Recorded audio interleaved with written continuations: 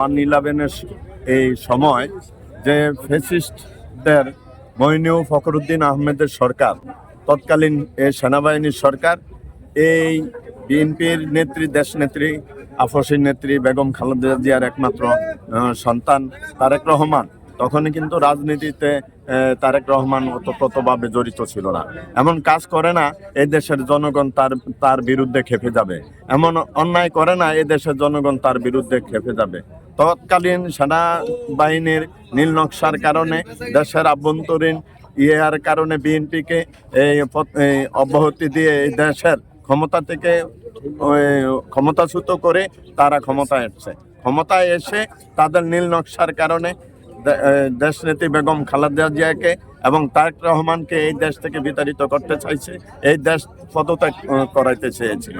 তাই আমার নেত্রী, আপনার নেত্রী আসলে জনগণের নেত্রী, এই দেশের নেত্রী, আফসীর নেত্রী এবং বাংলাদেশ জাতীয়তাবাদী দলের এই নেত্রী এবং এই গণতন্ত্রের প্রবক্তা, শহীদ প্রেসিডেন্ট জিয়াউর রহমানের এই সহধর্মিনী, তিনবারের প্রধানমন্ত্রী, সাবেক প্রেসিডেন্ট জিয়াউর রহমানের সহধর্মিনী সেই খালেদা জিয়াকে এই দেশ থেকে বিতাড়িত করতে চেয়েছিল।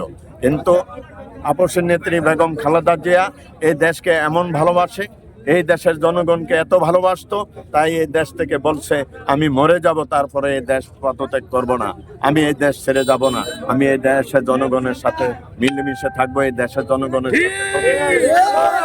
মরতে হয় মরবো, তারপরও দেশ ত্যাগ করবো না। সেই নেত্রীর সন্তান তারেক রহমান, সেই নেত্রীর কর্মী আমরা। সেই তারেক রহমান বিগত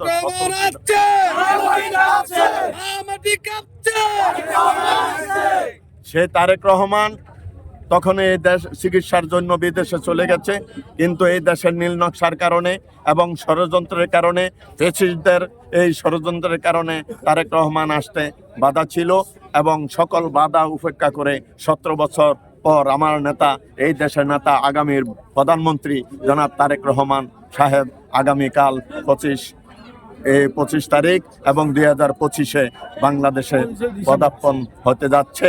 তাই এই দেশের জনগণ এমন আপ্লুত, এমন আনন্দে তারা চোখের পানি জায়গায় জায়গায় চড়িয়ে পড়ে, জায়গায় জায়গায় চোখের পানি আসা পড়ে, কান্না এসে পড়ে।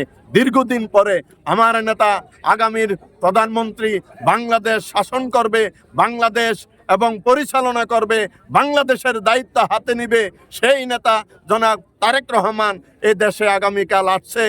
সেই ঢাকা এয়ারপোর্ট নেমে 300 ফুটের ভিতরেই এই দেশের জনগণের মাঝে তিনি ভাষণ দিবেন। তাই আমার নেতা আসবে। আমার কাছেও খুব আনন্দে কান্না এসে গেছে। আমার নেতা আসবে আমাদের মাঝে, আমরা দেখবো, আমার নেতাকে আমরা পাবো। তাই আমরা নেতার দীর্ঘায়ু কামনা করছি, নেতার সুস্বাস্থ্য কামনা করছি।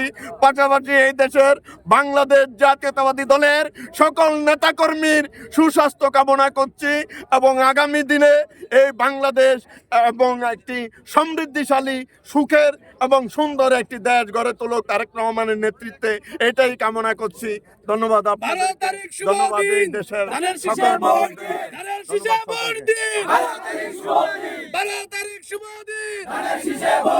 তরুণদের প্রথম ভোট, ধানের শীষের পক্ষে হোক,